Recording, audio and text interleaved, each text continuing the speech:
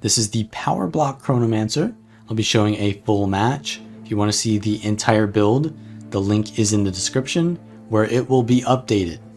But this video is here to show the decisions I make in a match and the general playstyle.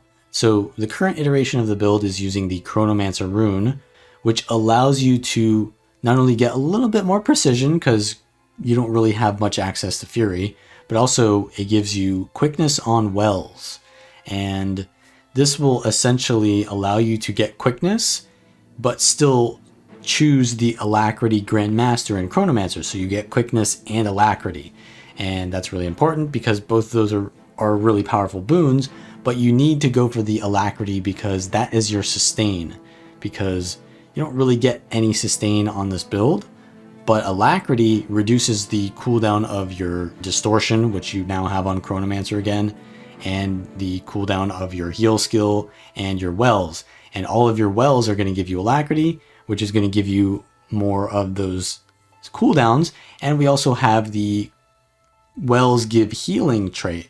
So whenever you use your heal well, it's going to do its normal healing and then do another heal. And you can do combos with Continuum Rift where you use all of your wells and then you leave and then use them all again. And that can give you like a full heal. So there is quite a bit of sustain on this build, and I really prefer that playstyle than a Chronomancer that just dies instantly.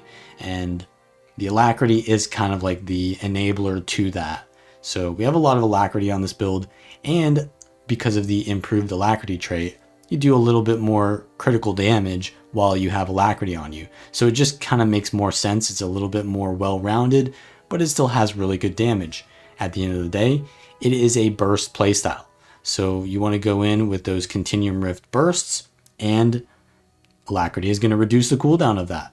So it's really important that you have this alacrity playstyle, in my opinion, to play Chronomancer. But now we're going to go into this match. I have my Continuum Rift up and all my clones, so I'm ready to blast this Untamed here. I use my Shield 5, I go in, use my Greatsword 4, all of my stuff, and then we're going to leave. I precast my heal well though, so I've got 2 heal wells going on right now to cleanse all these conditions.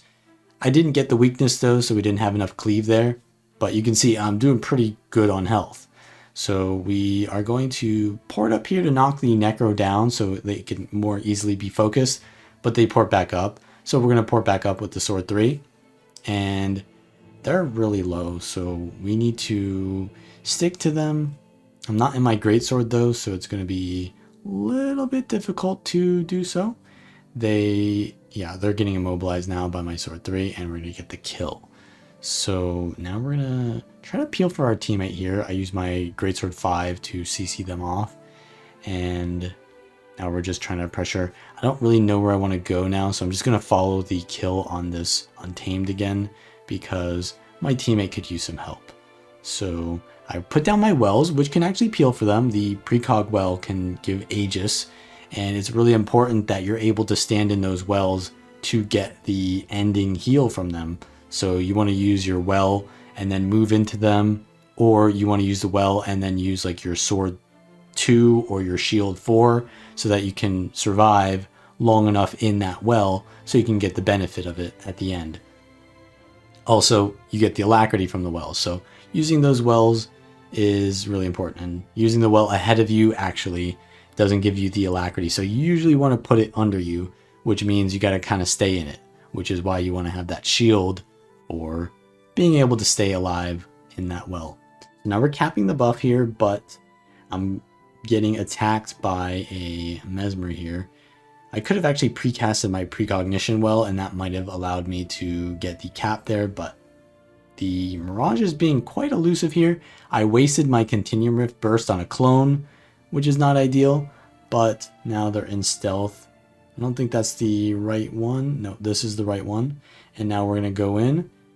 We could go for the gravity well just to finish them off, but yeah, they're going to go down, so their team is now going to come in here, and yeah, I don't want to be in all of this, so I'm going to back off, heal well, and it looks like they've just gone away, so I'm going to go for the cap, but we've lost all of our nodes, so I'm going to go and try to get us a node by going to home and trying to get the kill in this +1 situation.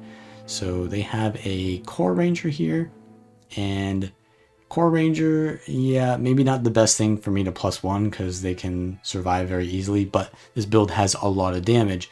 So I pop out one of their stun breaks, but I don't have my second gravity well here because I've already got my continuum rift on cooldown. So I'm just going to keep spamming all of my CC and damage if possible. Yeah, they're proving very survivable. This was, at the end of the day, not really worth it to +1 here. I'm not sure that my ally is really doing that much damage either, but yeah, either way, I think this is a really tanky ranger. So yeah, we've got the kill there, and we're gonna get out, and we've lost the rest of the map because I spent so much time there. But since we've got that kill, we've at least secured home, and we're gonna see if we can push out into the rest of the map. At least we're in a decent situation. You know, we don't have 2 cap, the enemy team does, but we're not in a losing situation at least, because we have a lead. So I'm going to head into mid. I'm going to blink on the node just to get the decap real fast before anyone can react to that. And I see their core necro is here. So I'm going to use my sword 2 to evade their staff marks. I can't block them because they're usually unblockable.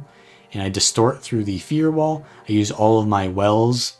I'm not able to stand in them to get the final heal because it's gonna probably save me more health to not stand in them. So I am just looking around for a better situation here because I don't want to be the one tanking all of the focus of the enemy. I do see that the bottom buff is coming up soon though, so I'm going to go for the decap. We have a little bit of time before it's up, so I can decap and then head into the bottom buff, and then we can see if we can win that fight. So the target is probably going to be the Necromancer here because Necromancers are usually the focus target. Seems like they're leaving though, so yeah, I'm going to turn back around on them. I use my Continuum Rift and use my Greatsword 4. That is probably the most important skill to use in Continuum Rift is the Greatsword 4, because not only does it do damage, but it gives you clone generation. So it's the most valuable skill to use. Now obviously Gravity Well is also probably one of the more important skills to use, but it's only CC, it's not really damage. So you want to make sure that you save your Greatsword 4 for the Continuum Rift usually. And obviously your clone generating utility there is good too. So we got those kills because we had pretty much outnumbered the enemy, and that means we're going to get the bottom buff and cap all the nodes. There's no reason for me to be here because we're already capping the node from the bottom buff. I should head into far and help my allies who are a little bit low. I'm going to start out by getting some clones. And yeah, their Untamed should be dead here because I just shattered. Yeah, the F1 is actually the most damaging ability here on my build because if I have 3 clones up, it'll do 4 shatters and then it'll do a second round of those in the same place. And those can do like 1k each. So it'll do like 8k damage if you get a full shatter off. But it's a little bit delayed, so you really want to land your shatter while they're CC'd by your gravity well. So that's usually how you want to be using your F1 shatter. Otherwise, I like to use the F3 because it doesn't matter if they are standing still or not. And actually sometimes it's better if they're not moving because then your F3 shatters will go in at delayed times and they'll essentially daze for longer than the actual days of an individual shatter because they'll be staggered. So yeah, I like to use the F3 as my kind of like setup to the burst, and then when I go in for the burst, I go for the Gravity Well, go for the Continuum Rift, Greatsword 4, and all that. Now here I'm going to do another Gravity Well burst. I'm getting really heavy pressure, but I precast my Heal Well before my Continuum Rift ends, and now I'm at full health. And I also got quite a bit of my health back from just being focused while in my Continuum Rift. And you also can use Distortion while in Continuum Rift. I'm not the best Chronomancer player, but when you get really good at Chronomancer, you'll be able to use a lot of those combos in your Continuum Rift more flawlessly, which will allow you to min-max the shatters that you use as well. Because the Distortion is going to be free in in Continuum Rift anyways, because you get all your cooldowns back after you leave Continuum Rift. So just distorting is going to give you more alacrity because it's a shatter, and it's going to prevent you from getting CC'd so that you can actually land all of your damage in your Continuum Rift. So now we're going to head to the top buff here. I know that this ranger is really hard to kill, but there's not really much else I can do. I could go for the far node here, but I don't want to go for the kill on them. So, and I'm actually getting rooted here, which is really unfortunate. This build is pretty low on condition cleanse, but because I have access to distortion now, it handles it a little bit better. You know, you can use your heal well to cleanse, and then you can use your distortion to prevent conditions from doing damage to you, or you can use Continuum Rift and essentially reverse all of the damage that you had taken from conditions. But yeah, we're actually plus oneing this again. Not the best idea, but I do have Continuum Rift, so that could be a good idea, because maybe that's all I need to actually get the kill on the ranger. Now they do have a warrior here, and I'm a little bit pressured and I have no cooldown, so I have to back off. I could go for the distort stomp here, but for some reason I thought that my ranger was still here to help me cleave that. So yeah, they're not actually here, and I have to go for the stomp, but at this time I'm actually wasting my distortion instead of going for the distort stomp. So yeah, I should have stomped and used distortion to prevent them from CCing me while stomping, but I'm going to use my gravity well here anyways to CC them. And yeah, we're going to be delayed in this fight because I kind of made a misplay there on not using distortion and going for that stomp aggressively, because that's kind of how you really want to play as a Chronomancer. You want to finish them off, and then while you have the numbers advantage, you can get more kills from that.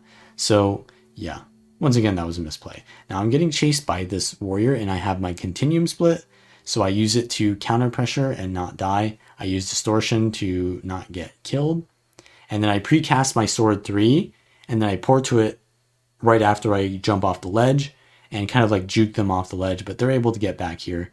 I port though, I've got my alacrity flowing so that I can get my blink back, and now their ranger is coming for me. I use my gravity well, but it misses because they got knocked out of him.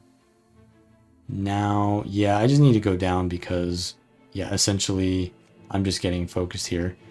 I am going to go down though, and that's unfortunate because we're going to probably lose home off of that. Though their ranger did come down for me, which wasted a lot of their time. Yeah, we'll probably lose the home fight. So as soon as I respawn though, I'll probably... Well, bottom buff is actually coming up now, so I have to head to bottom buff.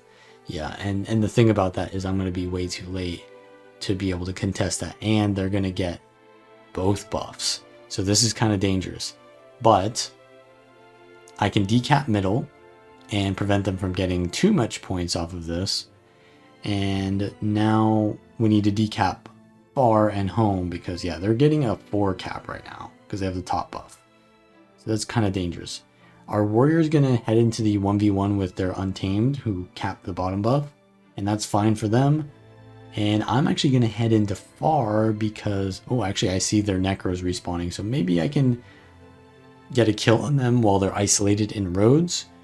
So I have my Continuum split, and I use it with the gravity well, and as many shatters as I can. I didn't use my distortion though, and wells I use, but yeah. I'm not that good at Chronomancer, as I said, so my burst combos are not pristine. But because we've baited out all of their cooldowns with the first set of bursts that I use in my Continuum split, now when they've got no cooldowns, the second burst can finish them off.